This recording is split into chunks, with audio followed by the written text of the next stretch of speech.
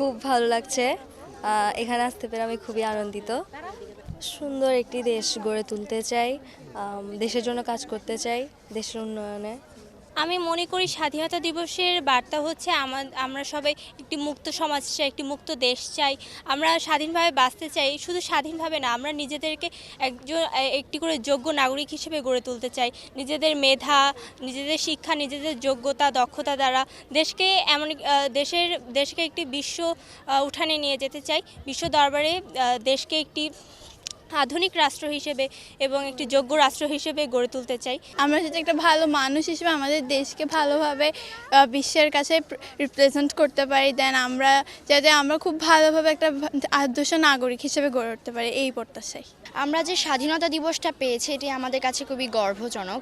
আমরা যে স্বাধীনতা দেশ পাবো এটা আমরা আগে কখনো কল্পনা করিনি।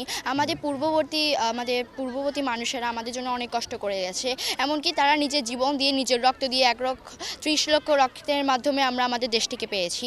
আমি স্বাধীনভাবে যে এভাবে বাঁচবো, এভাবে যে পড়ালেখা করতে পারবো, এভাবে স্বাধীনভাবে চলতে পারবো, নিজের কথা বলতে পারবো, এটা আমরা আগে কল্পনা করতে পারতাম না। উৎসবের খুশি হবে নগদে বেশি, কারণ ঘন্টায় ঘন্টায় আছে গিফট জেতার সুযোগ। 8-10 জনের মতো আমিও চাই সোনার বাংলাদেশ, স্বাধীন বাংলাদেশ। আমরা যেন নিজ নিজ ক্ষেত্রে সাফল্য অর্জন করতে পারি, আমাদের বাচ্চারা যেন মানুষের মতো মানুষ হতে পারে। আসলে স্বাধীনতা 54 বছর পরে এসে আমরা যেই বাংলাদেশ চেয়েছিলাম বিগত 17 বছর, মোটামুটি সেটা থেকে আমরা অনেকটা দূরে ছিলাম। আমাদের প্রত্যয় ছিল যে সোনার বাংলা গড়া, সেখানে আমরা অনেকটা পিছিয়ে পড়েছিলাম কিছুদিনের জন্য হয়তো। ইনশাল্লাহ এবার আমরা ওভারকাম করছি। প্রতিবন্ধকতা থাকবে, এই প্রতিবন্ধকতা পেরিয়ে আমাদেরকে সবাই দীপ্ত পায়ে এগিয়ে যেতে হবে। প্রতিবন্ধকতা যে কোনোভাবে ব্যাট করে সুন্দর আগামীর লক্ষ্যে সকলকে কাজ করতে হবে। আসলে আমি একা, আপনি একা, আমরা কেউ একা কোনো কাজ করে যেতে পারবো না।